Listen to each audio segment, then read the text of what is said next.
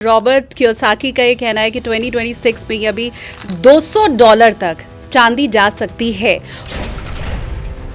पहला एक्सपर्ट ऐसा देख रही हूँ जो ये कह रहा है कि सिल्वर में उतनी डिमांड नहीं है कॉपर की जितनी है। सिल्वर इज अ बबल, ये इसमें तो कोई दो राय है ही नहीं है।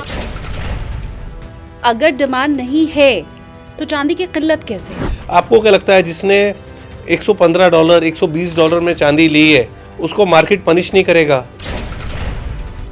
तो क्या चांदी सबके लिए होती है? कोई भी इन्वेस्ट कर सकता है चांदी में? मैं तो कहता हूँ ETF में लो ना, आप क्यों फिजिकल में लेते हो? और सोने में क्या करें? इतिहास गवाह है 1963 से 1964 से सोना हर 5 साल में डबल हुआ है। तो सोने में तो ना आप,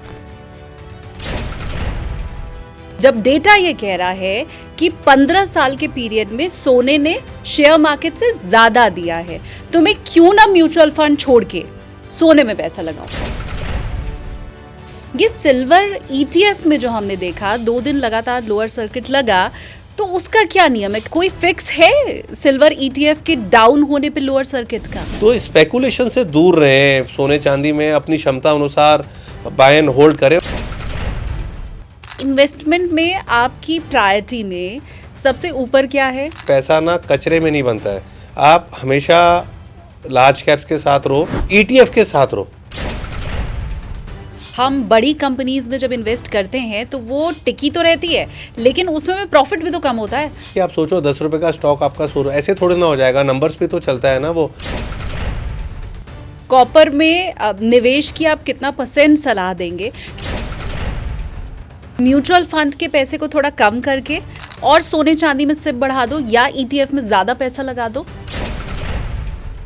क्या आपको लगता है वो दौर फिर से लौट सकता है जब दशकों तक चांदी बढ़ी ही नहीं? अगर आप चांदी को $200 कर दोगे तो उसको खरीदेगा कौन? सोलर पैनल में कैसे लगेगी? बैटरी में कौन लगाएगा उसको? अगर मुझे शेयर मार्केट में इन्वेस्ट करना है तो आने वाले कुछ सालों में क्या होने वाला है? हेलो एवरीवन, बहुत स्वागत है आप सभी का। आप देखना शुरू कर चुके हैं पैसा बोलता है विद SKT यानी कि मैं शालिनी कपूर तिवारी। लगातार गोल्ड एंड सिल्वर को लेकर के मार्केट में अप्स एंड डाउन्स जारी है। लोगों को समझ नहीं आ रहा है कि करें तो करें क्या। बड़े बड़े दिग्गज आकर के आपको एक पॉइंट बता रहे हैं कि गोल्ड यहां तक जा सकता है, सिल्वर यहां तक जा सकता है, पर असल में खेल क्या चल रहा है ये समझने के लिए आज पॉडकास्ट में हमने बहुत खास मेहमान को बुलाया है, जिनके पास अगर शेयर मार्केट की मैं बात करूं तो लगभग 3 दशकों का अनुभव है। पॉडकास्ट में मेरे साथ आज रहने वाले हैं niftykaboss.com के cofounder and partner Rakesh Bansal sir. मैं बताऊं आपको कि उन्होंने बहुत क्लियरली समझाया है कि गोल्ड एंड सिल्वर किसके लिए है। गोल्ड और सिल्वर में ETF उनका पसंदीदा है। वो ये भी बता रहे हैं कि बाकी म्यूचुअल फंड्स में भी जाने की जगह कैसे आपको ETF का चुनाव करना चाहिए। इसके पीछे उनके अपने तर्क हैं, पॉइंट्स हैं, फंडामेंटल उन्होंने समझाया है। ये सारी बातें आप भी समझिए और ये जानिए कि सिल्वर की तेजी बबल है। राकेश बंसल सर बहुत क्लियरली कह रहे हैं कि आपको जो समझाया जा रहा है कि इंडस्ट्रियल यूज सिल्वर का है, आपको ये समझाया जा रहा है कि चाइना इसको स्टॉक करके रखने की कोशिश कर रहा है, लेकिन उनका नजरिया सिल्वर को लेके क्या है और क्यों वो इसे बबल बता रहे हैं, आज के पॉडकास्ट में आपको बहुत इजीली समझ में आ जाएगा। रिक्वेस्ट मेरी ये है कि आप अपने फ्रेंड्स तक भी इसे फॉरवर्ड कीजिए ताकि वो भी मार्केट की हकीकत से रूबरू हो सकें। एक और रिक्वेस्ट, पॉडकास्ट शुरू करूं उसके पहले पैसा बोलता है को अगर अभी तक आपने नहीं सब्सक्राइब किया है तो प्लीज प्लीज प्लीज उसे आप सब्सक्राइब कीजिए। हम अच्छे एक्सपर्ट्स लेकर के आते हैं आपका पैसा बचाने के लिए। बेल आइकन जरूर क्लिक कीजिएगा, जैसे ही हम कोई भी पॉडकास्ट अपलोड करें, वीडियो डालें तो वो नोटिफिकेशन आप तक पहुंच जाए, इसके लिए। और चलिए अब आगे बढ़ते हैं, इनवाइट करते हैं, स्वागत करते हैं हम राकेश बंसल सर को। राकेश सर, सबसे पहले तो बहुत बहुत स्वागत है आपका पैसा बोलता है में। Thank you very much Shalini ji, मेरे को बुलाने के लिए, इनवाइट करने के लिए।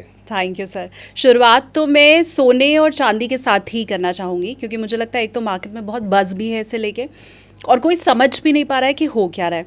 मैं एक स्टेटमेंट पढ़ रही थी सर, और ये स्टेटमेंट था डोमिनिक स्पेरजेल का, जो कि जर्मनी के हेराउस मेटल के हेड हैं, ट्रेडिंग हेड हैं, वो ये कहते हैं कि उन्होंने अपने लाइफ टाइम में गोल्ड और सिल्वर में इतना उतार चढ़ाव नहीं देखा है।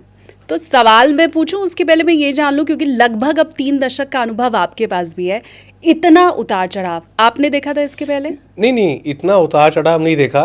बट देखिए, सोने के अंदर तो अगर आप हिस्ट्री देखें तो सोने का तो शालिनी जी ट्रैक रिकॉर्ड रहा है कि हर 5 साल में 2 गुना हुआ है। कई बार तो 2 गुना से ज़्यादा भी हुआ है, कई बार अप्रॉक्सीमेटली 2 गुना से कम हुआ है। इस पूरे 1963 से अगर आप देखते हैं तो सिर्फ एक बार 5 साल में हुआ है कि गोल्ड ने नेगेटिव रिटर्न दिए, नहीं तो हर 5 साल में गोल्ड जो है 2 गुना हुआ है। 1963 में अगर आप देखें तो 63 रुपीज़ तोला था, तो हर 5 साल में 2 गुना हुआ है। वो फैंसी नहीं थी। चांदी का भी फैंसी में नहीं आया। चांदी अभी फैंसी में आया जब $45 $50 के ऊपर निकला। हाँ। उसके बाद जो फैंसी चांदी में देखने को मिली है, और फैंसी इस हद तक कि आप किसी को बोल दो चांदी बेचने के लिए तो वो बेचने को तैयार नहीं है, उसे लगता है कि कोई गुनाह कर दिया है।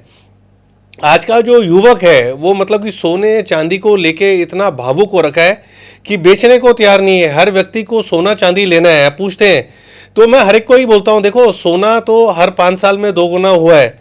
अब इतना तो मेरी भी बोलने की हिम्मत नहीं होती है कि सिर्फ इतने बड़े 1963 से लेकर 2026 में सिर्फ 5 साल का पीरियड ऐसा है जब गोल्ड ने नेगेटिव रिटर्न दिए हैं। अब वो 2026 से 2031 या 2025 से 2030 वो पीरियड होगा, नोबडी नोस। बट एक चीज बड़ी क्लियर है, ट्रम्प अंकल बैठे हुए हैं, गोल्ड को गिरने नहीं देंगे। वो कुछ ना कुछ बोलते रहेंगे, गोल्ड को गिरने नहीं देंगे।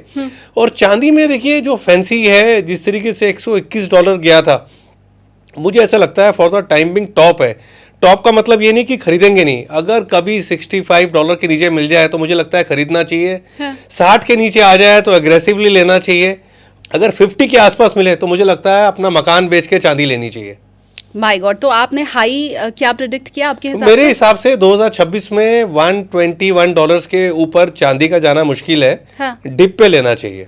अब इसी के ऊपर मैं काउंटर सर पूछ रही हूँ। रॉबर्ट कियोसाकी का ये कहना है कि 2026 में, अभी कल परसों की खबर में देख रही थी, वो कह रहे थे कि $200 तक चांदी जा सकती है।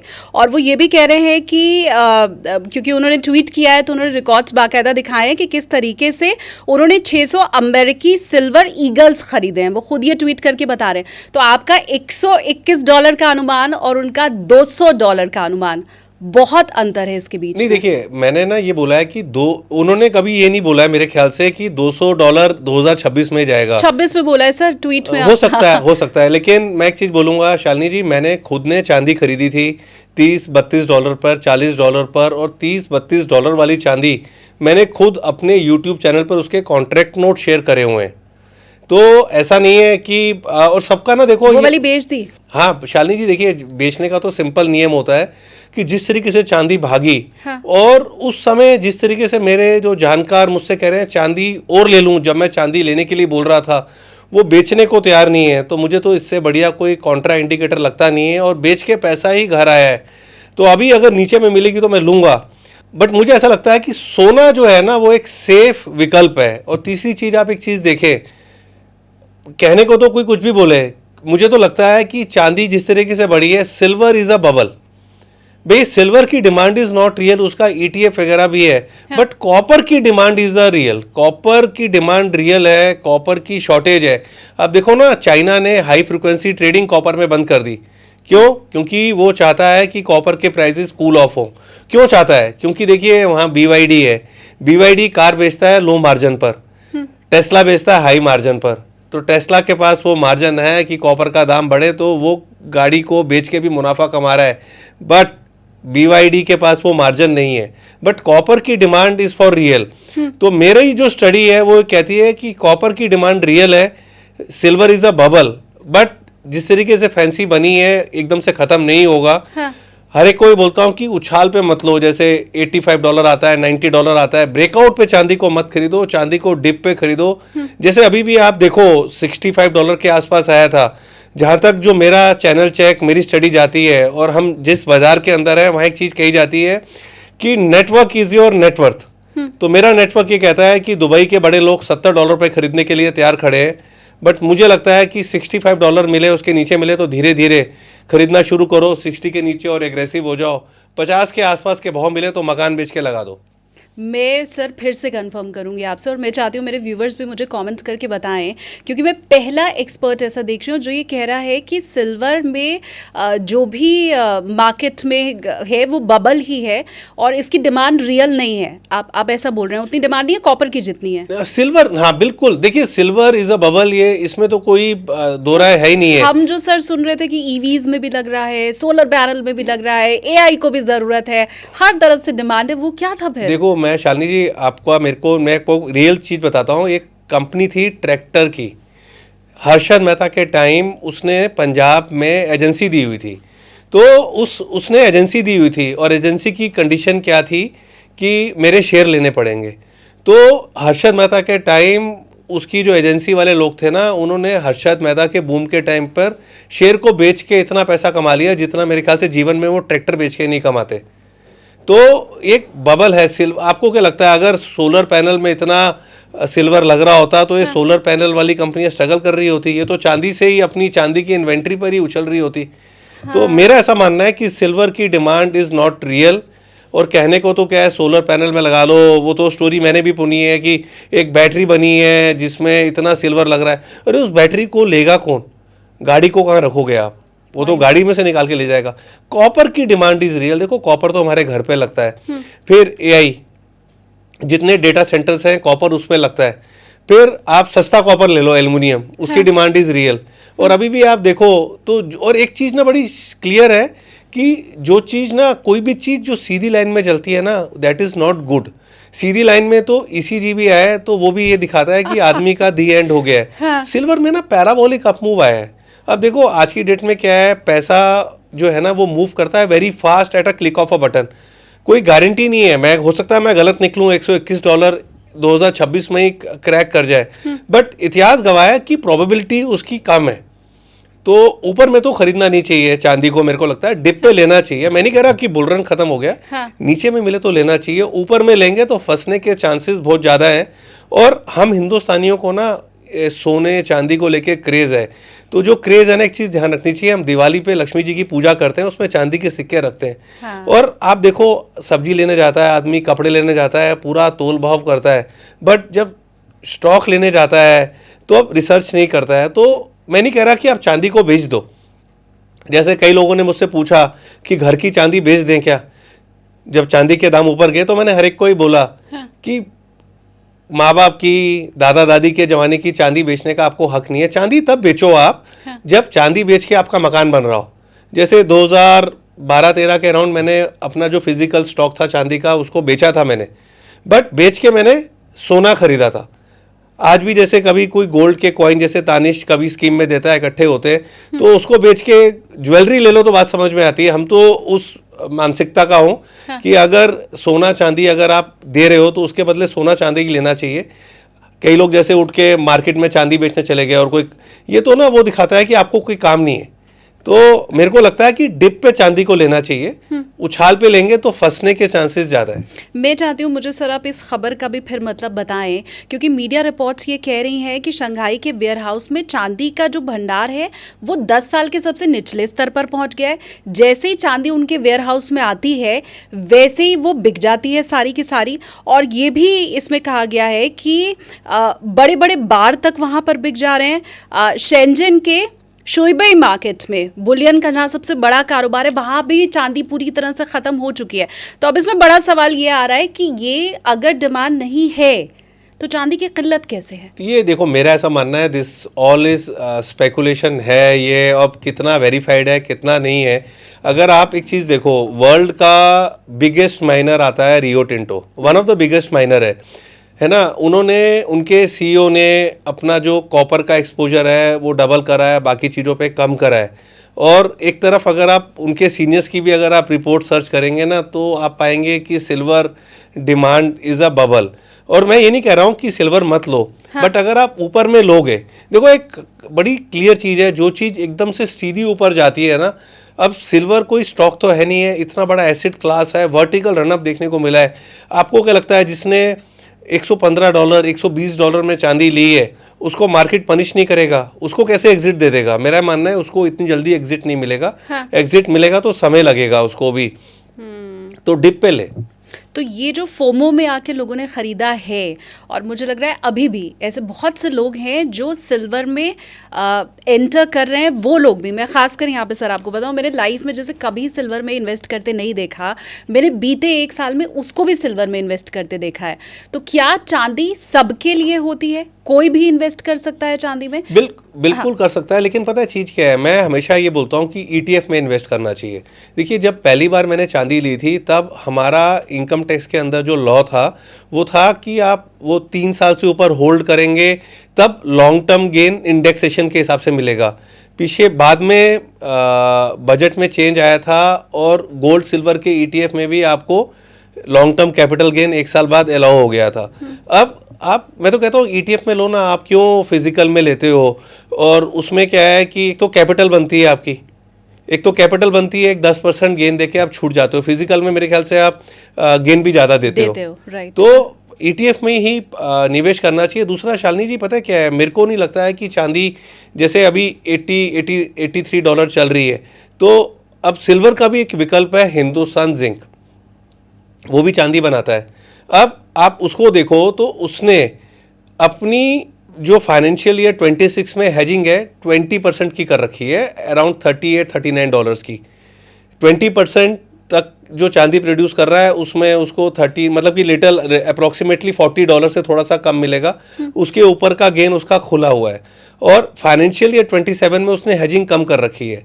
तो चांदी का अगर किसी को लगता है कि बुल रन है तो हिंदुस्तान जिंक भी एक अच्छा विकल्प है। रीज़न बीइंग क्या है कि अपसाइड उसको मिलेगी, प्लस क्या है, हिंदुस्तान जिंक ना ग्रीन एनर्जी पे शिफ्ट हो चुका है। फाइनेंशियल ईयर 28 तक उसको 250 से 300 करोड़ का मुनाफा सिर्फ एनर्जी की कॉस्ट सेव करके होगा। तो मुझे लगता है एक हिंदुस्तान जिंक भी एक अच्छा विकल्प है चांदी का, जहाँ पे मुझे लगता है 900 प्लस के लेवल्स 2026 में देखने को मिल सकते हैं। तो 30%, 30-35% की अपसाइड तो हिंदुस्तान जिंक भी दिखा सकता है। तो डाइवर्सिफाई करें ना आप, हिंदुस्तान जिंक भी एक अच्छा विकल्प है, और डिप मिले तो चांदी को लो। और सोने में क्या करें? देखिए, सोने में तो ना एक सिंपल चीज़ है, इतिहास गवाह है 1963 से 1964 से सोना हर 5 साल में डबल हुआ है।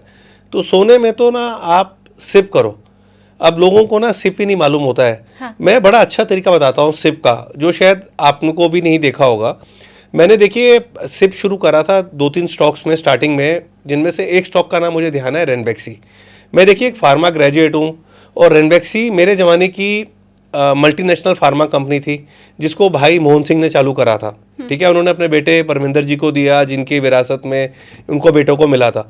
तो आप मानोगे, जब मैंने रेनबेक्सी में सिप चालू करा, मेरा सिप का नियम क्या था, जो पैसा मैंने साल का लगाना है उसको मैंने महीने में डिवाइड करा, महीने के पैसे को मैंने वीक में डिवाइड करा।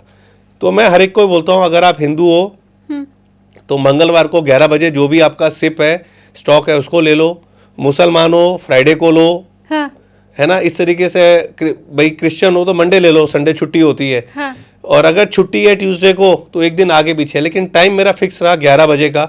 सिप में एक चीज़, आपको आपके अंदर क्या चाहिए जो आदमी सिप कर रहा है, जिद्दी होना चाहिए, पेशेंस होनी चाहिए, डिसिप्लिन होना चाहिए, करते रहो।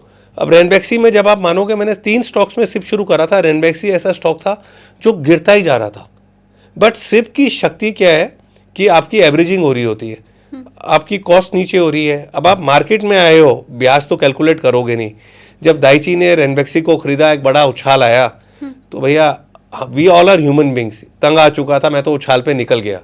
धीरे धीरे मेरे को समझ में आया कि यार बड़ी चीज़ों में सिप करो, ETF में करो, इंडेक्स में सिप करो। तो आप गोल्ड में सिप करो ना, रेगुलर, हर वीकली सिप करो, 5 साल का नज़रिया बनाओ। होगा क्या, मैक्सिमम क्या होगा, हाँ।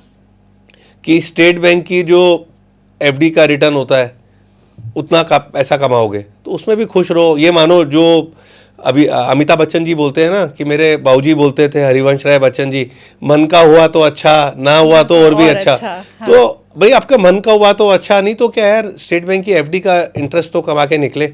और ऐसा तो हो नहीं सकता कि आप जहाँ जहाँ पे निवेश करोगे उसमें कमाओगे। ठीक बात है ना, कहीं पर कमाओगे, कहीं ज़्यादा, कहीं कम, कहीं पिटोगे, यही तो लर्निंग है। बट गोल्ड में अगर आपको करना है, मुझे लगता है, तो थोड़ा सा नज़रिया लंबा करना चाहिए और सिप का ही माध्यम रखना चाहिए। ये बहुत शानदार बात आपने कही and yes it is true कि हफ्ते वाली सिप करना है। मैं तो इसके बारे में कभी सोच भी नहीं सकती थी, ना मेरे दिमाग में कभी ख्याल आया। आपके दिमाग में आया होगा तो मुझे कमेंट्स करके बताओ, और नहीं तो ये नई जानकारी मिली है, इसके लिए फटाफट से पहले तो अभी पॉडकास्ट को आप लाइक करो। अब मुझे अब सर ये बताएं, आप खुद ये कह रहे हैं कि हर 5 साल में सोना डबल हुआ है। मैं जब चेक कर रही थी डेटा तो मैंने ये पाया कि 2010 से 2025 तक, 26 में नहीं जोड़ रही हूँ, 25 तक के ही रिटर्न की अगर हम बात करें तो गोल्ड ने आपको 13% दिया है, सिल्वर ने, अगेन ये मैं 2024-25 की बात कर रही हूँ, सिल्वर ने आपको 12% दिया है और शेयर मार्केट ने आपको 10% दिया है। तो जब आप खुद ये कह रहे हैं कि गोल्ड हर 5 साल में डबल हो जाता है, जब डेटा ये कह रहा है कि 15 साल के पीरियड में सोने ने शेयर मार्केट से ज़्यादा दिया है, तो मैं क्यों ना म्यूचुअल फंड छोड़ के सोने में पैसा लगाऊं? नहीं, एक चीज़ मैं बोलूँगा, देखिए सोने का सबसे बड़ा एडवांटेज क्या है कि जब सोना ऊपर नीचे होता है ना तो व्यक्ति को स्ट्रेस नहीं होता है ना, लेकिन जब स्टॉक मार्केट ऊपर नीचे होती है ना उसको स्ट्रेस होता है। तो गोल्ड की एडवांटेज ये है। बट होता क्या है कि जैसे मैंने देखा है कि डाइवर्सिफाई होना चाहिए। म्यूचुअल फंड ने भी लॉन्ग रन में अच्छी रिटर्न दी है, ऐसा नहीं है कि रिटर्न नहीं दी है, म्यूचुअल फंड को छोड़ दो। बट होता है, देखो प्रॉपर्टी में क्यों आदमी पैसा कमाता है, क्योंकि प्रॉपर्टी लेता है। प्रॉपर्टी की भी अगर आप साइकिल देखो तो 10 साल बाद रिटर्न देती है, किस्मत अच्छी हो तो पैसा बनता है। आज आप गुड़गांव की रियलिटी मार्केट को देखो तो हर आदमी रो रहा है कि यार मैं फंस गया, बट यहाँ से 10 साल बाद देखोगे तो पैसा कमा के निकलेगा। तो क्या है कि प्रॉपर्टी में ना लोग घबराते नहीं है, नीचे गिरता है, पैनिक नहीं करते हैं। गोल्ड में भी ना आदमी पैनिक नहीं करता है, गिरता है। तो गोल्ड का एडवांटेज ये है, गोल्ड में अवेयरनेस नहीं है कि ईटीएफ के थ्रू निवेश करना चाहिए। आप बताओ ना, लॉन्ग टर्म कैपिटल गेन में आपकी कैपिटल ग्रो कर रही है, फिजिकल गोल्ड में कहाँ वो दम है, और कहाँ रखोगे फिजिकल गोल्ड को आप? तो सबसे बेस्ट तो यही है कि बिल्कुल सही बोला आपने कि अगर गोल्ड आउट परफॉर्म कर रहा है तो गोल्ड लेना चाहिए। एक तो स्ट्रेस नहीं देता है ना गोल्ड आपको। ठीक बात। मैंने जब एक एक्सपर्ट से बात की तो उन्होंने ये कहा कि मुझे ईटीएफ के ऊपर ट्रस्ट नहीं है, वो पैसा तो मुझसे ले रहे हैं लेकिन उतना सोना रख रहे हैं या नहीं रख रहे हैं मुझे नहीं भरोसा है, इसलिए मैं फिजिकल गोल्ड पे ज़्यादा ट्रस्ट करता हूँ। मैं चाहती हूँ आप इसको थोड़ा क्लियर करें कि क्या हमें भी अपने मन में डाउट रखना है कि ईटीएफ ने पैसे तो ले लिए लेकिन वो रखा भी है सोना या नहीं रखा है? नहीं, एक चीज़ बताऊँगा, देखिए आपने रिलायंस म्यूचुअल फंड का नाम सुना होगा, अनिल अंबानी वाला। जब वो क्राइसिस में था, जब Anil Ambani group, ADAG group crisis में जा रहा था, तो मेरे को ना काफ़ी लोगों ने फ़ोन करे थे, मेरे जानकारों ने, बहुत सीनियर लोगों ने भी करा था कि हमारे पास निफ्टी 20 है। जो आज निपॉन का निफ्टी 20 है, ये पहले रिलायंस म्यूचुअल फंड का था, सबसे पहले बेंचमार्क के साथ टाई अप करके वो लेके आए थे। तब मैंने हर एक को एक चीज़ बोली थी कि ईटीएफ है, आप चिंता मत करो। देखो आंखें बंद करके एक चीज़ कोई आदमी बोल सकता है, आप और हम, कि हिंदुस्तान में 2 अथॉरिटीज़, एक तो है सेबी, दूसरा है आईआरडीए। ये ना बड़ी ईमानदारी से काम कर रहे हैं। यहाँ ना सुनवाई में आईआरडीए में थोड़ी देर होने लग गई है, आप कंप्लेंट करते हो क्योंकि कंप्लेंट ज़्यादा होती है। सेबी और आईआरडीए बड़ी ईमानदारी से काम करता है, और जिस तरीके का चैनल चेक सेबी का है उस तरीके का चैनल चेक तो मेरे ख्याल से किसी भी वर्ल्ड में किसी भी स्टॉक एक्सचेंज की अथॉरिटी का नहीं है।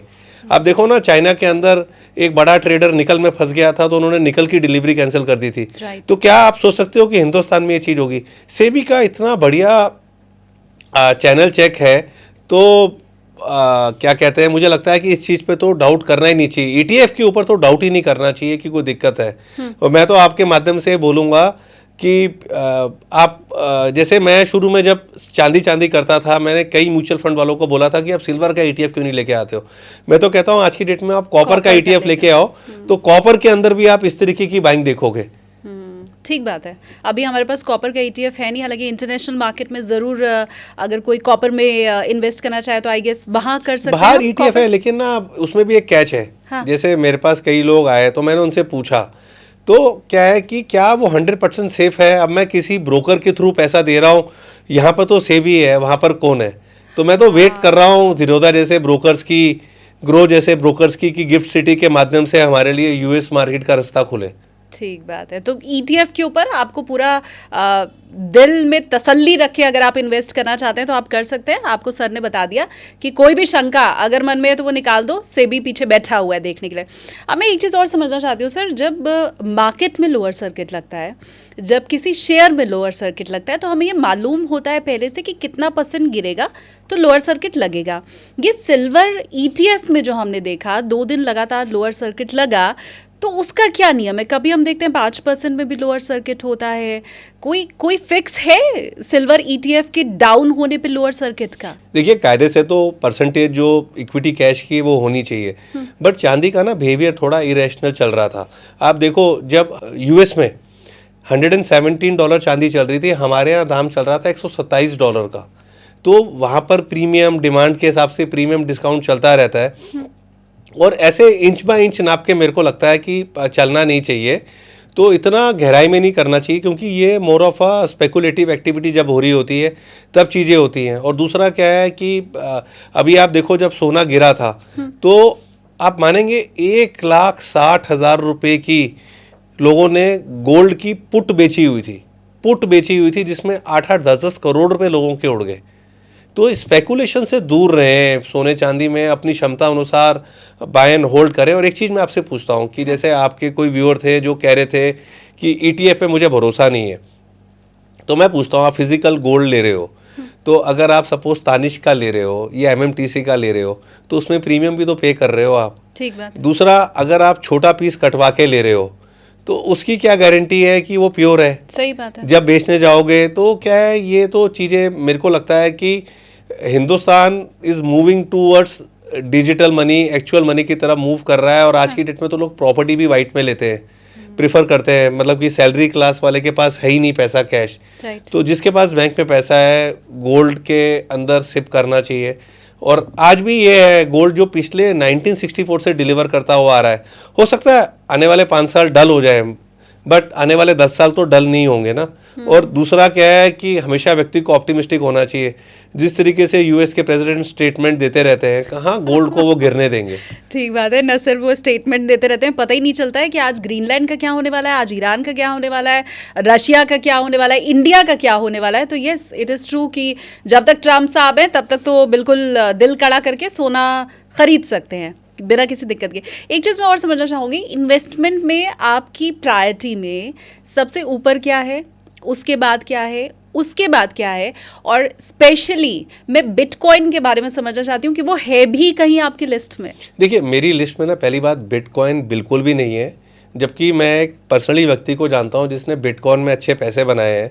मैंने ना एक चीज़ बहुत अच्छे से सीखी है अपने अर्ली डेज ऑफ करियर में, कि ना लाइफ को सिंपल स्ट्रेट रखना चाहिए, चीज़ों को कॉम्प्लेक्स नहीं करना चाहिए। एक तो चीज़ क्या है, बिटकॉइन में निवेश हिंदुस्तान में अलाउड है, नहीं अलाउड है, मुनाफे का क्या करना है? मेरे को लगता है काहे को झंझटबाजी में पड़ना है। बिटकॉइन में निवेश करो, फिर आपको कहीं से इनकम टैक्स से नोटिस आए, क्यों झंझटबाजी में पड़ना है? तो बिटकॉइन मेरी लिस्ट में नहीं है। और मैंने ना अपनी लाइफ में एक चीज़ देखी है कि पैसा ना कचरे में नहीं बनता है। आप हमेशा लार्ज कैप्स के साथ रहो, ETF के साथ रहो। देखो, ETF क्या है कि ना आपको ETF में वोलेटिलिटी कम होती है, गिरेगा कम, कंपाउंडिंग देगा। आपकी स्टडी ठीक होनी चाहिए, you should buy right ETF।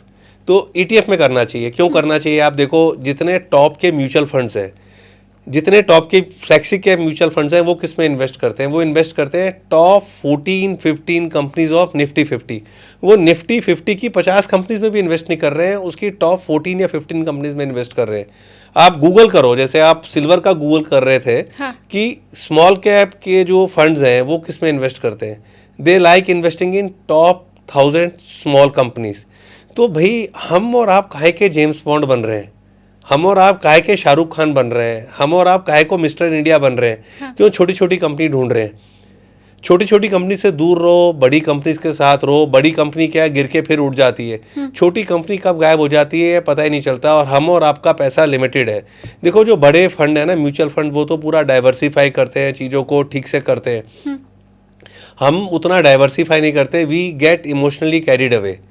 तो और प्लस क्या है, देखो, रिटेलर को पैसा बनाना है तो डाइवर्सिफाई तो करेगा नहीं। पूरा का पूरा पैसा डालोगे ना आप कहीं ना कहीं, ओवर एक्सपोजर लोगे, तो ईटीएफ में लो ना वो एक्सपोजर। शायद मुझे लगता है इसके पीछे वजह ये होती है सर कि हम बड़ी कंपनीज में जब इन्वेस्ट करते हैं तो वो टिकी तो रहती है लेकिन उसमें प्रॉफिट भी तो कम होता है। हम छोटी कंपनियां इसलिए ढूंढते हैं क्योंकि हमें लगता है हम रातों रात करोड़पति बन जाएंगे, हमें लगता है ज्यादा रिटर्न मिलेगा। वो होता नहीं है ना कि आप सोचो 10 रुपए का स्टॉक आपका 100, ऐसे थोड़े ना हो जाएगा, नंबर्स पे तो चलता है ना वो। हाँ। और दूसरा एक चीज आदमी को समझनी चाहिए कि जितनी भी छोटी कंपनीज हैं 1000 करोड़ से नीचे की जिसकी मार्केट कैप है, ना उसको म्यूचुअल फंड देख रहा है, ना उसको एएफ देख रहा है, ना उसको पीएमएस देख रहा है, उसको तो लोग चाहिए कि कंपनी के बारे में हाईलाइट करें, लोगों की नज़र में आए। तो मैं कह रहा हूँ क्यों एडवेंचर कर रहे हैं, आप सेफ खेलो ना, कंपाउंडिंग का गेम खेलो ना। क्या अभी आप देखो ना, जब कुछ साल पहले 2017-18 में ऑटो स्टॉक्स की फैंसी आई थी, ऑटो स्टॉक्स गिरे थे। अभी 2 साल पहले 3 साल पहले क्या ऑटो स्टॉक्स का, ऑटो का ईटीएफ डबल नहीं हुआ है ना। अब आज की डेट में देखो आप, सबसे ज़्यादा पेसिमिज्म कहाँ पर है, सबसे ज़्यादा पेसिमिज्म है आईटी को लेके। आईटी का भी ईटीएफ है, आईटी का ईटीएफ आज की डेट में जब हम इसको रिकॉर्ड कर रहे हैं, हाँ। 36.75 36.80 के अराउंड चल रहा है निपॉन इंडिया का आईटी 20, ठीक है। एआई को लेके ओवर हाइप हो रखा है। तो क्या आपको लगता है कि जो बैंकों में टीसीएस के सॉफ्टवेयर लगे हुए हैं वो रातों रात एआई रिप्लेस कर देगा? देखो छोटा मोटा पासपोर्ट का काम है वो एआई कर सकता है। तो और आप टेक महिंद्रा के सीनियर्स की इंटरव्यू सुनो तो वो कहते हैं ओवर हाइप्ड है। तो मुझे तो लगता है जैसे कहते हैं ना, आप अंडर एस्टिमेट तो नहीं कर रहे एआई को? नहीं, मेरा ये मानना है कि वॉरेन बुफे जो बोलते हैं ना कि buy when there is a blood on the street, चाहे वो खून आपका क्यों ना हो, इस समय फियर जो है ना आईटी को लेके काफ़ी ज़्यादा है। आप किसी से टीसीएस में बात करो ना, टीसीएस ने कितने एक्विजिशन करे हैं अभी एआई के अंदर। मैंने तो ज्योतिषियों को बोलते सुना है सर कि आईटी में नौकरी जाने वाली है, सबसे ज़्यादा ले ऑफ आईटी में ही होगा। नहीं, मेरा ऐसा मानना है कि टाइम टू गो कॉन्ट्रा है और आईटी का ईटीएफ लो ना। अच्छा क्या होगा आईटी का, अब किसी ने करा नहीं है, आईटी 20 लो आप, 7% और गिरे तो और लो आप, 2 साल का नज़रिया रखो, फिर देखो क्या होता है। मुझे लगता है आईटी के जो इंडेक्स का ईटीएफ है ना, सब म्यूचुअल फंड्स के हैं, तो इसकी तरफ रुख करना चाहिए, यहाँ पैसा बनेगा। तो और दूसरा क्या है, जैसे आप मैं चार्ट्स देखता हूँ, हाँ। तो जब हीरो मोटरकॉर्प नहीं, हीरो होंडा होता था, उसके अंदर भी सेम फियर हुआ था जब उसका जॉइंट वेंचर अलग हुआ था, वहाँ से भी मल्टीफोल्ड हुआ है वो। हाँ। तो आज आप क्या कहते हैं, मुझे लगता है it's a time to go contra in IT. तो आईटी के अंदर जाना चाहिए। और जो मैं बोल रहा हूँ ना वो मैं कर रहा हूँ। हमने आज अपने सब्सक्राइबर्स को आईटी ईटीएफ में निवेश करने की राय दी है, आज ही दी है। अच्छा, हालांकि मैं हमेशा डिस्क्लेमर ये ज़रूर देती हूँ मेरे व्यूवर्स को कि आप भी एक बार तस्दीक कर लेना अच्छे से और चेक कर लेना, आपका कोई इन्वेस्टमेंट एडवाइज़र है तो उससे भी ज़रूर पूछ लेना। लेकिन इसके साथ साथ ये भी, क्योंकि वो कॉपर वाली बात हमारी पीछे अधूरी रह गई थी, मुझे लगता है कॉपर में निवेश की आप कितना % सलाह देंगे? क्योंकि हम जब भी कभी किसी एक्सपर्ट से बात करते हैं तो हम उनसे पूछते हैं ना कि हमारा पोर्टफोलियो हम कैसे सजाएं। तो अभी तक तो कॉपर की बहुत ज़्यादा निवेश की सलाह पहले कोई देता रहा नहीं है। तो आप, अगर मैं पोर्टफोलियो सजाने के लिए आपसे कहूँ, मैं बोलूँ मेरा 1 लाख रुपया है, वो आप बताएं मैं कहाँ कितना निवेश करूँ, तो खासकर मुझे बताएं कॉपर में कितना निवेश? देखिए कॉपर में ना आप निवेश कर ही नहीं सकते हैं। देखिए कॉपर का कोई ईटीएफ अवेलेबल नहीं है, हाँ। है ना। आप कॉपर की बार लेने जाते हो तो वो जो बार आ रही है उसकी, उसमें एमसीएक्स की प्राइस से 400 रुपये प्रीमियम चल रहा है, तो 400 रुपीज़ आप ऊपर दोगे। देखो हाँ। कॉपर जैसे चांदी आप लेते हो ना, क्यों, लेकिन ऐसा क्यों हो रहा है? ये प्रीमियम है उसके अंदर। और कॉपर की बार ना रिटेलर ले ही नहीं सकता है, उसमें उस क्वालिटी चेक ही नहीं कर सकता है। भाई जिसका थोड़ा सा नेटवर्क है उसे पता है कि कौन सी कंपनी की कॉपर की बार लेनी है।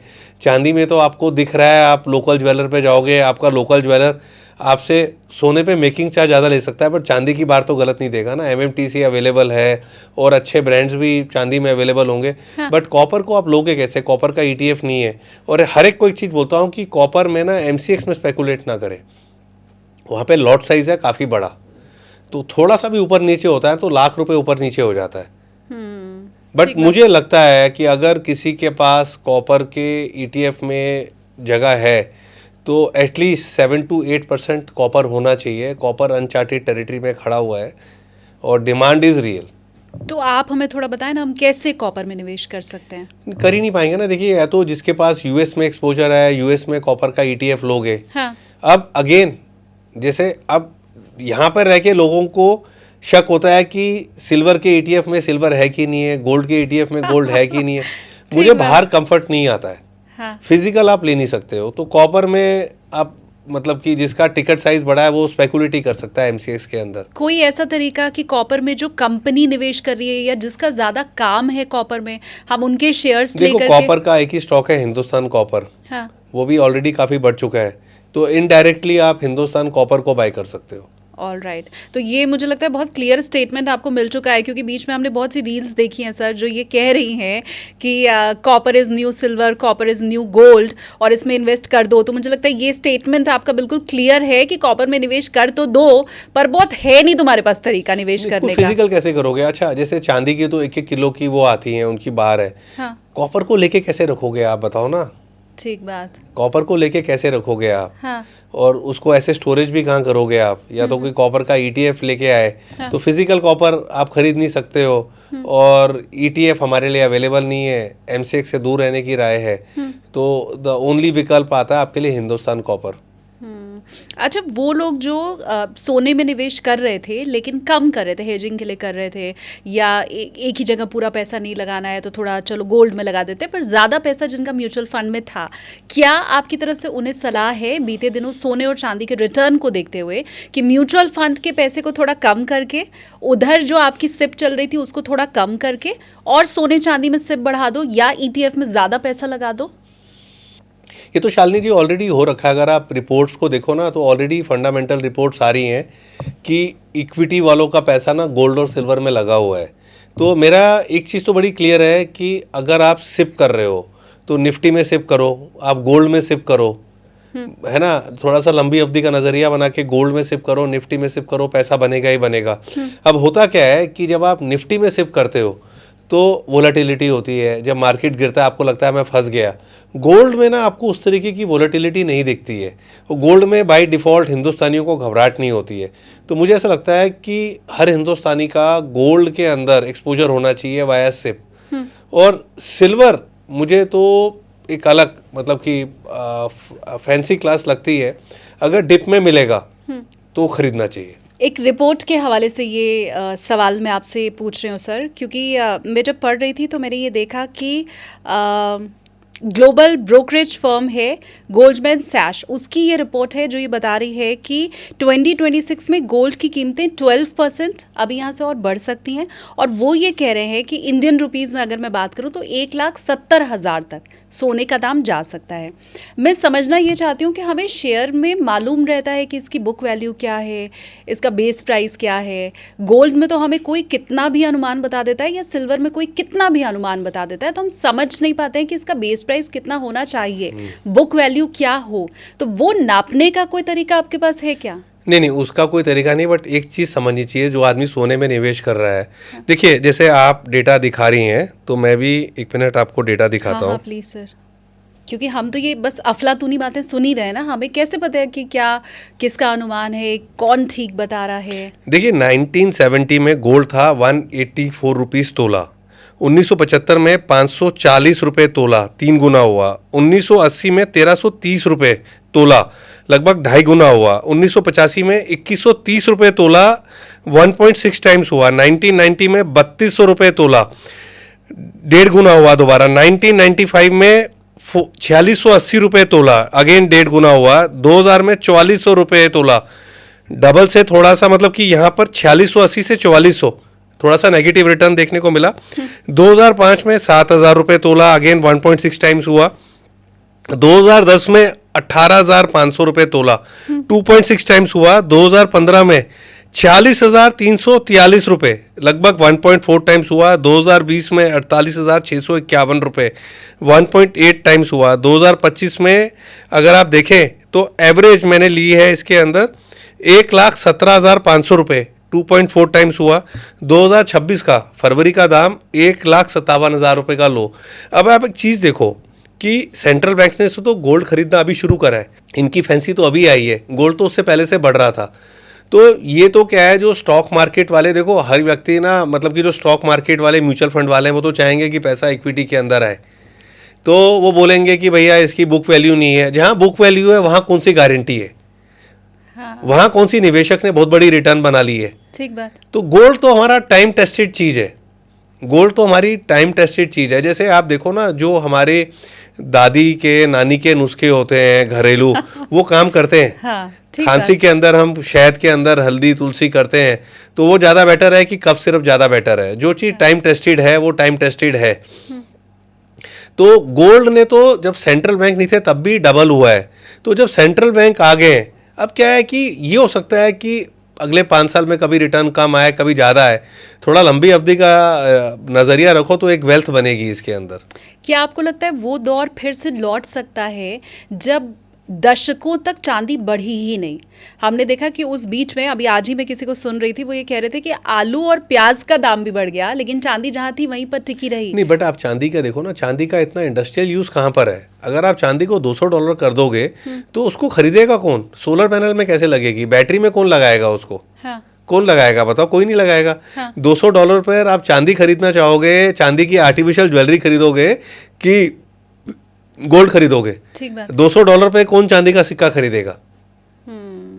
पर चांदी वापस से स्थिर होना, या चांदी का 1980 में हमने जैसे देखा था 70% तक टूटना, वो दौर फिर से आ सकता नहीं, है? वो नहीं आएगा। देखो, मेरे को एक चीज़ बड़ी क्लियर है कि जैसे मैं एक तरफ बोल रहा हूँ कि $121 के ऊपर जाना मुश्किल है, उसी तरीके से $50 के नीचे चांदी नहीं जाएगा। मुझे लगता है कभी भी नहीं जाएगा $50 के नीचे चांदी। 50 is the new base for चांदी। अच्छा। वो तो क्या है ना, जिस यूफोरिया में चांदी ऊपर गई है, जिस तरीके की फैंसी देखने को मिली है ना, जिस तरीके से लोगों ने ऊपर चांदी को खरीदा है, हाँ। तो चांदी उनको भी तो सिखाएगा कि पैसे की इज्जत करनी चाहिए, पैसे की पूजा होती है हमारे यहाँ पर। इतनी जल्दी उनको एग्जिट नहीं मिलेगा, उनका भी पेशेंस टेस्ट होगा। तो नीचे में चांदी मिले तो खरीदना चाहिए। ऐसा नहीं है कि इमीडिएटली $200 हो जाएगा। मुझे नहीं लगता कि चांदी के अंदर कुछ ऐसा है कि 2026 के अंदर $200 होगा, मुझे नहीं लगता है। मैं ये भी हमेशा से जानना चाहती रही हूँ, क्योंकि चांदी इतनी वॉलेटाइल रही है हमेशा, तो क्या वो आम निवेशक के लिए है भी? क्योंकि चांदी जब टूटती है ना, तो हार्ट अटैक जैसी सिचुएशन आ जाती है। मेरा एक व्यूअर है जिन्होंने मुझे कमेंट करके बताया कि उन्होंने अपने एफडी का पूरा पैसा चांदी में निवेश कर दिया था और अब वो परेशान हैं। समझना मैं ये चाहती हूँ कि क्या चांदी आम निवेशक के लिए होती भी है, या हमें उससे दूर रहना है? नहीं, देखिए, चांदी है, चांदी का भी समय था। अब होता क्या है, आप भाग दौड़ में देखते हो कि यार भाग रही है, आप सोचो कि ऐसे भागते भागते में पैसा बना लोगे जैसे भाग रही है। तो इस मार्केट से अगर पैसा कमाना इतना आसान हो, तो आप एक चीज़ बताओ कि अदानी अंबानी जो देश को इंफ्रास्ट्रक्चर दे रहे हैं, जो इंडस्ट्री दे रहे हैं, जो सब कुछ चला रहे हैं, तो वो क्यों चला रहे होते? क्यों अदानी जो है एयरपोर्ट चला रहा है ना? लोग गाली देते हैं, है ना, कि ये कर लिया वो कर लिया, बट ये नहीं देखते कि कितना अच्छी फैसिलिटीज़ मिल रही है। आदमी बिजनेस भी कर रहा है, लोगों का बुरा भला भी सुन रहा है, तो वो भी इसी अखाड़े में आके बिना धंधे के वो भी अपनी चीज़ को रातों रात डबल कर ले। ऐसा थोड़ी ना होता है। ठीक बात। अब मैं ये समझना चाहती हूँ कि आपके लिहाज से, मैं राकेश बंसल के लिहाज से समझना चाहती हूँ कि आप लॉन्ग रन में कितना % मार्केट से एक्सपेक्ट करते हैं, जो एक सेफ साइड होना चाहिए कि उससे ज्यादा हम ना सोचें। देखो, पता है क्या शालिनी जी, वेरी क्लियर, जो मेरे को जब मार्केट का खेल समझ में आया ना, कंपाउंडिंग का खेल समझ में आया, तब तक ना मैं काफ़ी लेट हो चुका हूँ। मैं ना अब आज की डेट में जो मैं पैसा लगाता हूँ, मैं नहीं सोचता हूँ कि मेरे को 5 साल 10 साल के लिए लगाना है। क्योंकि मैंने एक चीज़ सीखी है, आप 5-10 साल के लिए किसके लिए लगा रहे हो? बच्चों के लिए लगा रहे हो, तो बच्चे को तो अच्छा भविष्य दो आप, है ना। वो उस पैसे का आज अपने आप को आप टाइट करके पैसे को निवेश कर रहे हो, है ना। वो उस पैसे को कैसे यूज़ करेगा, यू डोंट नो, कितनी उसके लिए उसकी मान्यता होगी। मैं तो वो करता हूँ जो मुझे अच्छा लगता है। मुझे किक मिलती है कि साल 1.5 साल का नज़रिया बना के, जिसको जैसे मिथ क्या है कि लोग ट्रेडिंग को समझते हैं कि इंट्राडे BTST ट्रेडिंग है, महीने भर की ट्रेडिंग है। मैं नज़रिया बनाता हूँ, साल 1.5 साल का नज़रिया बनाता हूँ और बाजार में पैसा लगाता हूँ। तो मेरा उससे ऊपर का नज़रिया नहीं है बाजार के अंदर। तो my strength is technical, but technical के साथ मैं चीज़ों को देखता हूँ फंडामेंटली। मैं पसंद करता हूँ ETF को, मैं पसंद करता हूँ लार्ज कैप्स को, मैं सामने की चीज़ों में रहता हूँ। जैसे जब गेल अभी 100 रुपीज़ के नीचे था, मैंने बड़ी क्वांटिटी गेल के ली थी, उसके कॉन्ट्रैक्ट नोट डाले थे मैंने। अब मैंने बंद कर दिया। 212-13 पर ITC लिया था, के बाद लोग ITC का मजाक उड़ाते थे, सिर्फ टेक्निकल पैटर्न्स पे लिया था। तो आज जैसे मैं आपसे IT की बात करता हूँ, IT 20 की बात करता हूँ, वहां मेरा कॉल जो है वो फंडामेंटल है। तो जिस दिन मेरा कॉल टेक्निकल बनेगा, तो मैं अपना पैसा डाल दूंगा। पर 1 साल के लिए मेरा व्यूवर नहीं निवेश कर रहा है, अगर वो नहीं लंबे समय के लिए मैं तो अपने पैसे को अपने लिए पार्क कर रहा हूँ। चलो फिर मैं ईटीएफ के हिसाब से पूछ लेती हूँ आप, क्योंकि बार बार आपने ईटीएफ पे जोर दिया कि सोने चांदी में ऐसे निवेश करने से अच्छा आप ईटीएफ ले लो। तो मैं कितना % रिटर्न एक्सपेक्ट करके चलूं कि मुझे मिले? ये मैं इसलिए भी पूछ रही हूँ सर, क्योंकि मैक्सिमम जो इन्वेस्टर है वो ये चाहता है कि उसको 15% से तो ज्यादा का रिटर्न बिल्कुल मिले। बिल्कुल 15% से ज्यादा मिले। और पता है कि शालिनी जी, हम ईटीएफ में क्यों जाते हैं? मैं ईटीएफ में क्यों जाता हूँ? क्योंकि देखो, ईटीएफ में कहता हूँ स्ट्रेस नहीं देता है। तो ईटीएफ में अगर मैं जा रहा हूँ तो मुझे डाइवर्सिफाई करने की जरूरत नहीं है। सपोज करो, हाँ, मेरे को क्यों डाइवर्सिफाई करना है? वोलाटाइल तो है नहीं है आज की डेट में। आप देखो ना, सीपीएसई ईटीएफ है, उसने 2 साल 2.5 साल पहले नया हाई लगाया था। इतना अच्छा टेक्निकल पैटर्न बना हुआ है, मुझे लगता है 2026 के अंदर वो 15% प्लस की रिटर्न ईटीएफ दे सकता है। अब होता क्या है, अब आप बोलोगे यार 15% से कुछ होता नहीं है, बट मेरा तो जो व्यूअर है, जो मेरा क्लाइंट है, वो पैसे वाला आदमी मैं मानता हूँ। वो मोटा पैसा डालता है। सपोज करो कोई 1 करोड़ 1.5 करोड़ 2 करोड़ रुपए डाल रहा है, मोटा पैसा डाल रहा है, उसमें वो 15% 18% कमा रहा है बड़े टिकट साइज में, उसको करना क्या है? और दूसरा, मैं मानता हूँ कि जो मेरा क्लाइंट है वो यंग भी नहीं है, उसको ना हाँ, वो यंग भी नहीं है भैया।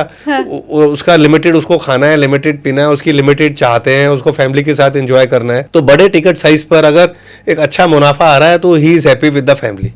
नहीं, पर आप सीरियसली डाइवर्सिफाई करने की जरूरत नहीं है अगर हम ईटीएफ में निवेश कर रहे हैं। नहीं, देखिए, मैं तो करता नहीं हूँ। अगर मैं डाइवर्सिफाई करूंगा तो बस वाला आदमी गाड़ी में कैसे पहुंचेगा, गाड़ी वाला आदमी लग्जरी कार में कैसे पहुंचेगा? स्टॉक मार्केट तो वो जरिया है जो आपकी क्लास को बदलता है। डाइवर्सिफाई तो पैसे वाला आदमी करता है ना, जिसको पैसा कमाना है, वो डाइवर्सिफाई कैसे करेगा? अगर आप आज गूगल करते हो तो आप देखो, ऑटो ईटीएफ को 3 साल 3.5 साल पहले किसने बोला था? एक आवाज सुनेगी आपको, मेरी थी, कि जिसने बोला था कि ऑटो 20 को खरीद लो आप। वहां से मोर देन डबल हुआ है ऑटो का ईटीएफ। तो डाइवर्सिफाई करोगे तो क्या मिलेगा आपको? नहीं, पर मैं लुट भी तो सकती हूँ डाइवर्सिफाई नहीं किया तो।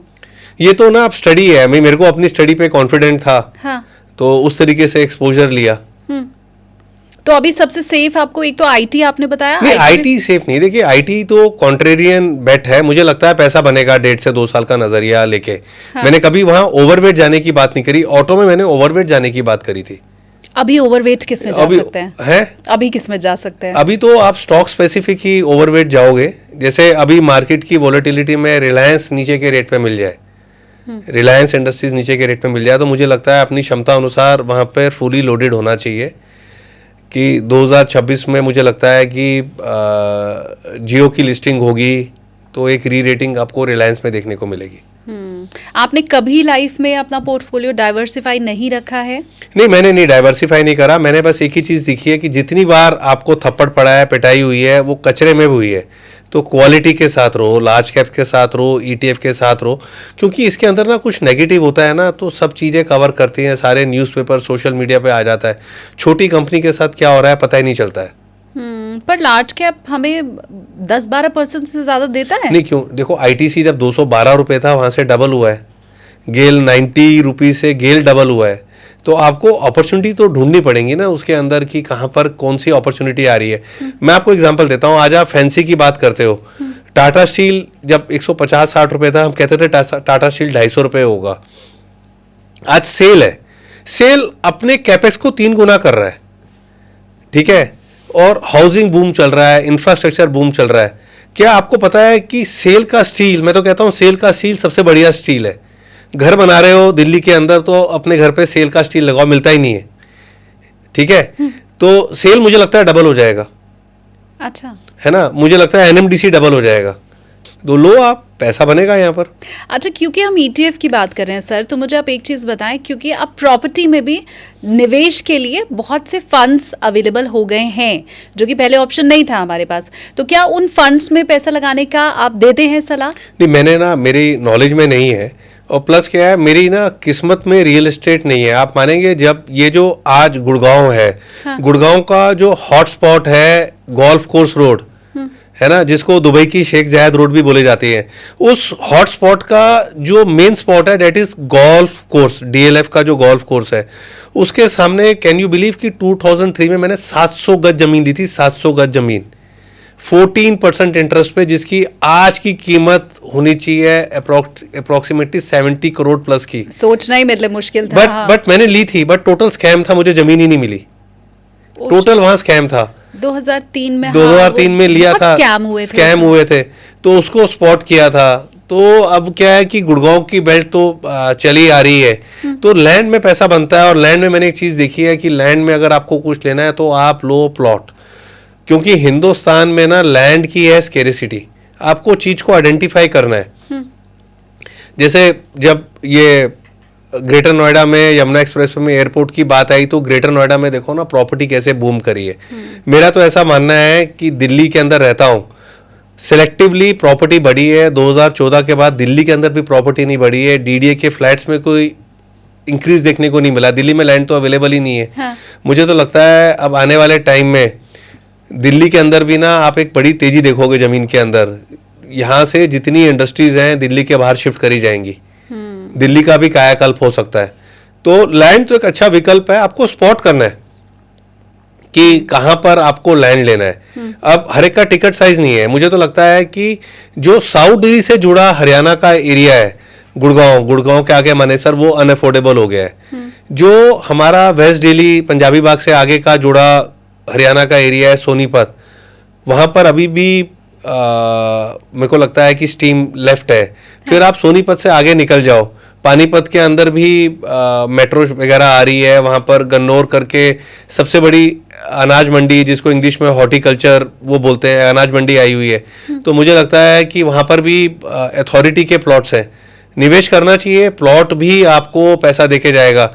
पिछले आप देखें 10 साल के अंदर जयपुर से जुड़े जगतपुरा के अंदर लैंड 10x 15x हुई है।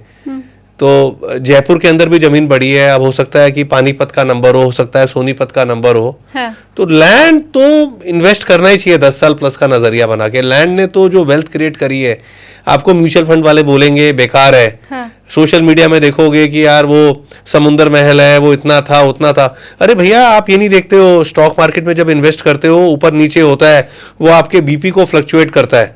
ठीक बात। आज आप ईटीएफ कर रहे हो शालिनी जी, मैं कहता हूं आपने किसी ने निवेश करा तो पीरियड एक सा तो नहीं रहेगा ना। बीच में देखो अभी नोटबंदी आया था, नोटबंदी के बाद कोविड आया था, अब ट्रंप आया।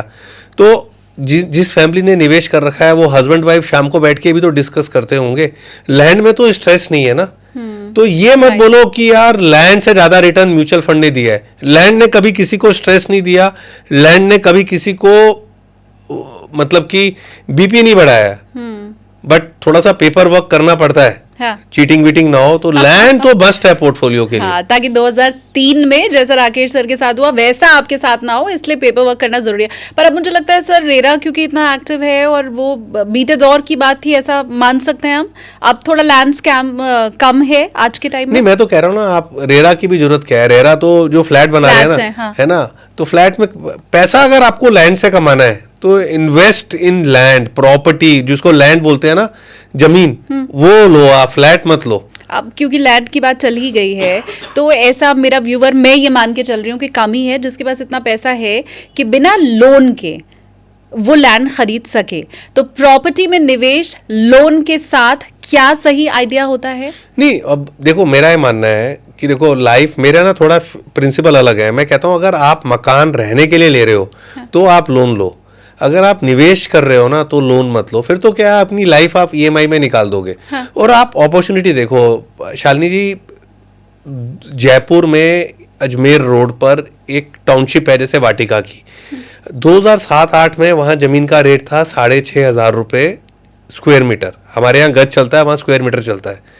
ठीक है, वहाँ पे जमीन 4 साल 5 साल हिली नहीं, है ना। मैं कह रहा हूँ 2017 तक भी नहीं हिली। आज 2026 में वो जमीन 33,000 35,000 रुपये है। अब हिसाब लगा लो कितना गुना जमीन हुई है। तो आपको ना डेवलपर देखना है।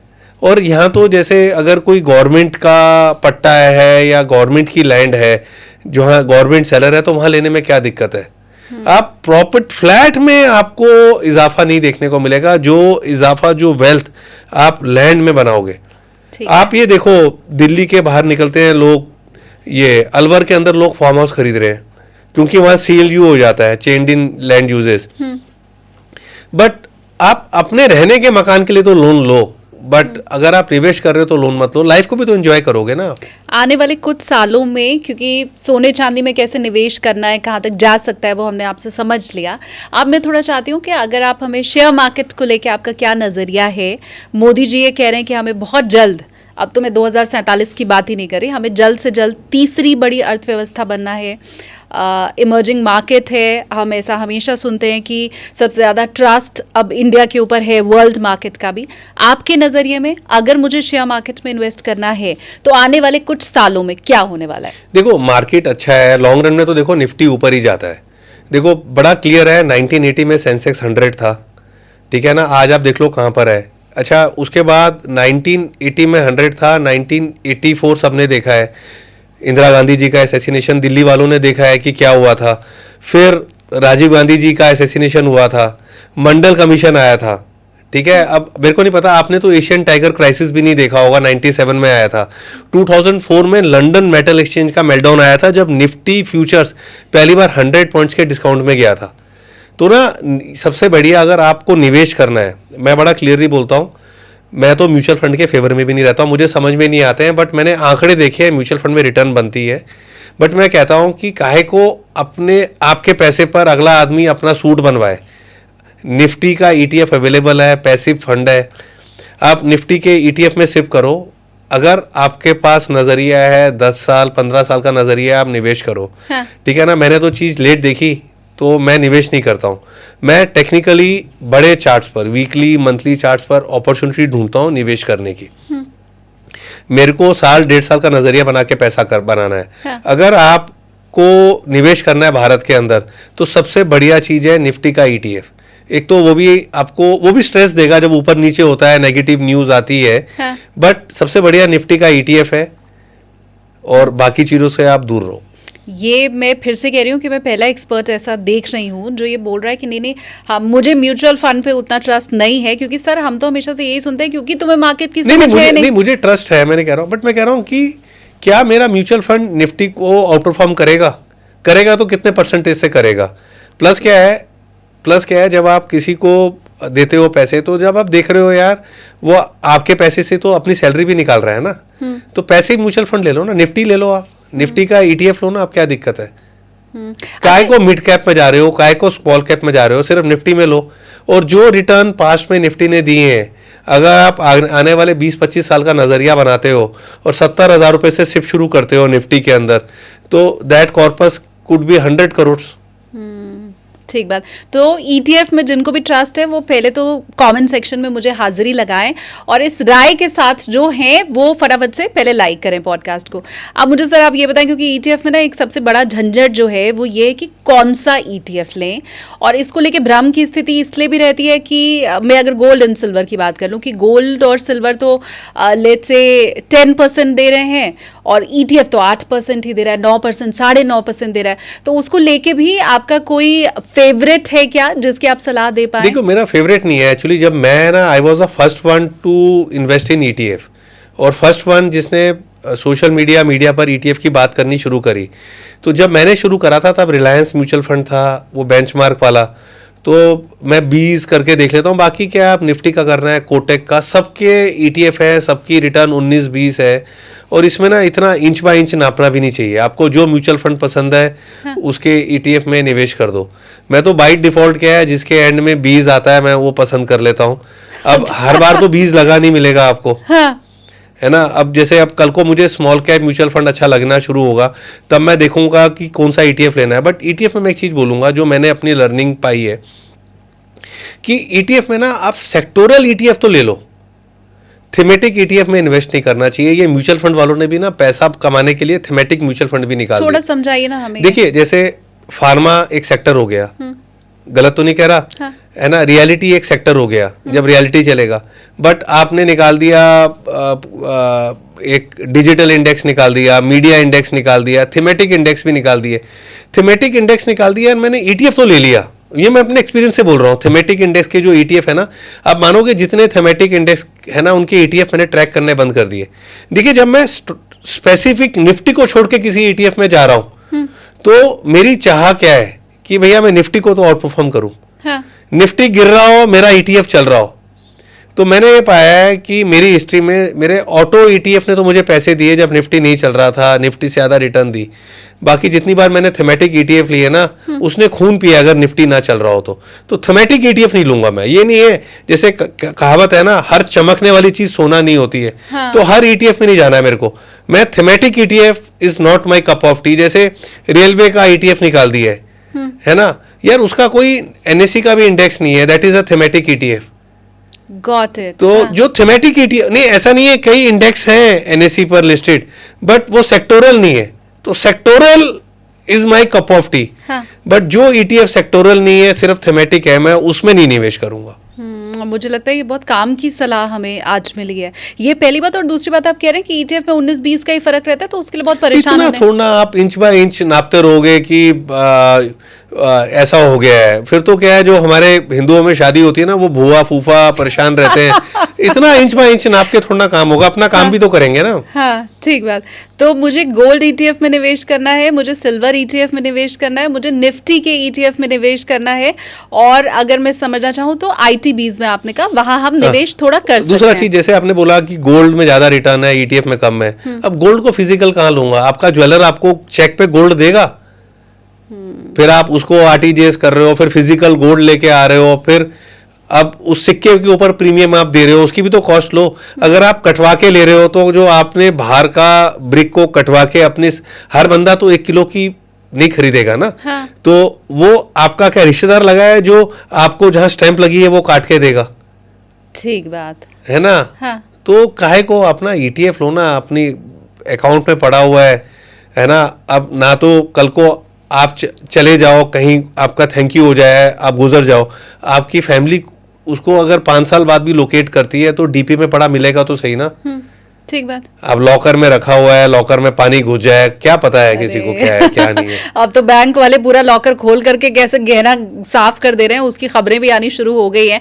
तो ईटीएफ बिल्कुल ठीक है। अच्छा, ये मुझे लग रहा है मेरा पहला पॉडकास्ट है जिसमें कोई गेस्ट ऐसा है जो ये कह रहा है कि म्यूचुअल फंड सही नहीं है, ईटीएफ सही है। हम हमेशा ये सुनते रहते हैं कि म्यूचुअल फंड ही सही है। नहीं देखो, म्यूचुअल ऐसा फंड नहीं है, सही देखो है। शालिनी जी, ऐसा नहीं है। म्यूचुअल हजार फंड वाले बार। भी मेरे को मिलते हैं। हाँ। मेरे तो पकड़ लेंगे कि मैंने ये नहीं बोला म्यूचुअल फंड सही नहीं है। हाँ। मेरा देखो, जैसे आप देखो, हर व्यक्ति ना नुक्ताचीनी करता है। जैसे आपने बोला गोल्ड 10% दे रहा है, ईटीएफ 9.5% दे रहा है। हाँ।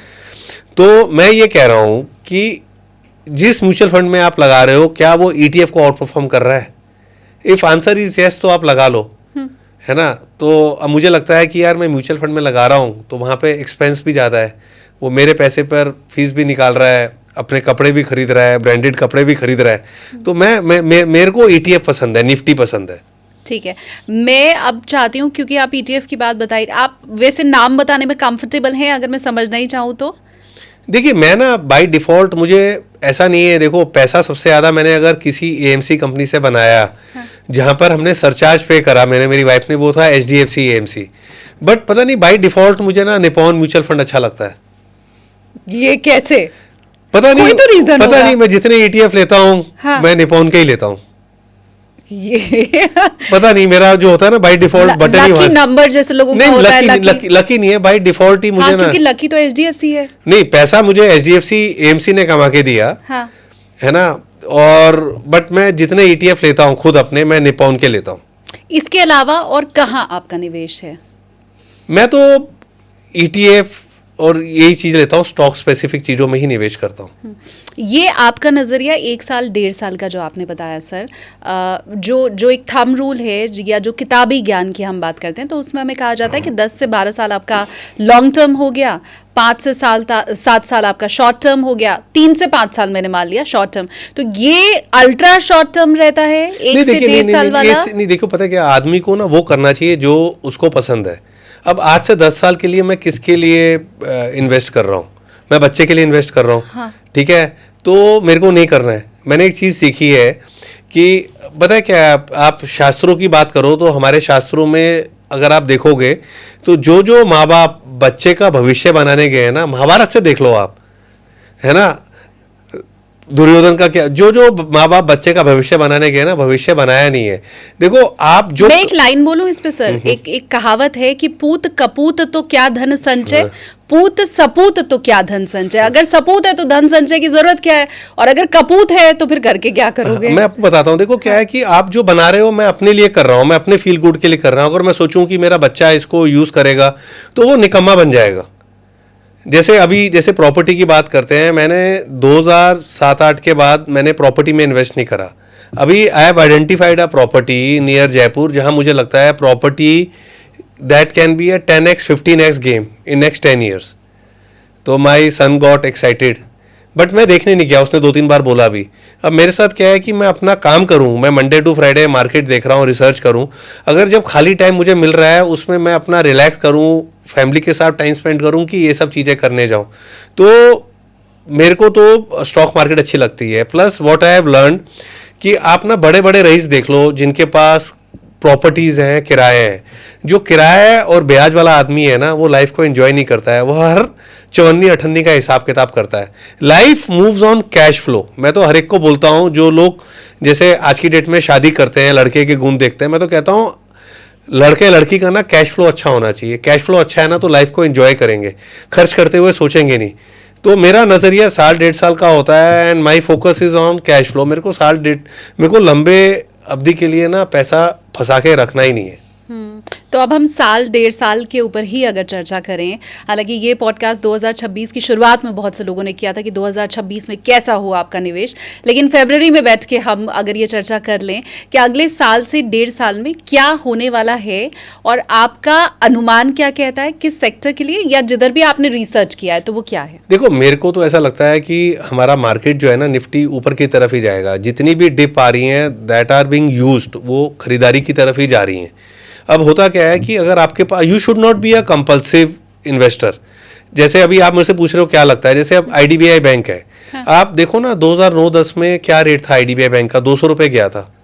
मेरा एक ही फेयर था आईडीबीआई बैंक को लेके कि कोटक महिंद्रा बैंक ना खरीदे। कोटक खरीदेगा तो मर्ज करेगा, शेयर होल्डर की वैल्यू नहीं क्रिएट होगी। तो ना आपको अपॉर्चुनिटीज ढूंढनी है। जैसे मेरे को लगता है सेल, बट क्या मैं सेल के अंदर एक बड़ा पैसा डाल सकता हूँ? The answer is no. क्यों? अपॉर्चुनिटी भी लग रही है, फ्यूचर भी लग रहा है। अच्छा है, बट ना वहां पर भी रिटेल की फैंसी आ जाती है। ओके, है ना, मैं बाकी सब चीज़ों को भी देखता हूँ, थोड़ा बहुत पैसा डाला जा सकता है। तो ना आपको अपॉर्चुनिटीज ढूंढनी होंगी। जब अपॉर्चुनिटी आए तो आपके पास पैसा होना चाहिए। किसी को थोड़ा मालूम है, जैसे आज चांदी हो रहा है, चांदी में कोई पैनिक सेल ऑफ आ जाए, गोल्ड में कोई पैनिक सेल ऑफ आ जाए, तो गोल्ड को खरीदो ना, तो तब पैसा डालो आप। तब तक बैठी रहूं मैं? नहीं, तो पैसा तो देखो, पैसा संभालना भी तो आना चाहिए ना। अपॉर्चुनिटी तो ढूंढोगे ना पैसे के लिए। जबरदस्ती थोड़ा है कि हम कोई किसी और का पैसा थोड़ी ना है कि यार ले लिया है तो जवाब देना है कि यार लिया कि नहीं लिया। मेरे को तो जब अपॉर्चुनिटी दिखेगी तब पैसा डालेंगे उसके अंदर। फाइन। तो मैं एक रिकैप अपने व्यूवर्स को देती हूँ और उसमें अगर कुछ बचा रह जाए तो वो आप ऐड ऑन कर देना। मेरा जो टेक अवे है आज के पॉडकास्ट का वो मैं व्यूवर्स को बताऊं। पहला, लास्ट से ही शुरू करती हूँ कि जबरदस्ती नहीं है कि निवेश आपको करना ही है, बैठ के तसल्ली से, इत्मीनान से आप अपॉर्चुनिटी का वेट भी कर सकते हैं। ये पहली बात। दूसरा जो मुझे समझ में आया, ETF आपको निवेश ETF में ही करना है। अब वो आप अपनी पसंद के हिसाब से ढूंढ लें। वो गोल्ड भी हो सकता है सर, सिल्वर भी हो सकता है, निफ्टी भी हो सकता है, लेकिन ETF सबसे मुफीद आपके हिसाब से है। आप वो डिस्क्लेमर तो रहेगा ही कि आप अपनी मर्जी और अपना अनुमान। खास बात क्या है शालिनी जी ETF की कि ना, ETF आपको मरने नहीं देगा कभी भी। जैसे आप बोलते हो ना कि रख लिया, कभी फंस भी गए ना, आपको आपका बहुत दिखेगा, आपको स्ट्रेस नहीं देगा। ETF रिबाउंड करता है और इंडिविजुअल स्टॉक ना दिक्कत देते हैं। ठीक बात। तो आई एम श्योर कि कुछ आपका टेक अवे मुझसे अलग जरूर होगा, वो मुझे आप कमेंट सेक्शन में बताएं। ETF के पक्षधर कितने लोग हैं मैं चाहती हूँ वो भी आप मुझे कमेंट करके बताओ। और ये जो नई नई जानकारी मिली है, इसके लिए इस पॉडकास्ट को आप ज्यादा से ज्यादा लोगों तक शेयर भी करो ताकि उन तक भी ये जानकारी पहुंचे। Thank you so much sir. मुझे तो बहुत सी नई चीजें बाकी एक्सपर्ट से अलग नजरिया आज देखने को मिला है और इसके लिए थैंक यू सो मच। बहुत शुक्रिया आपका। Thank you very much Shalini ji.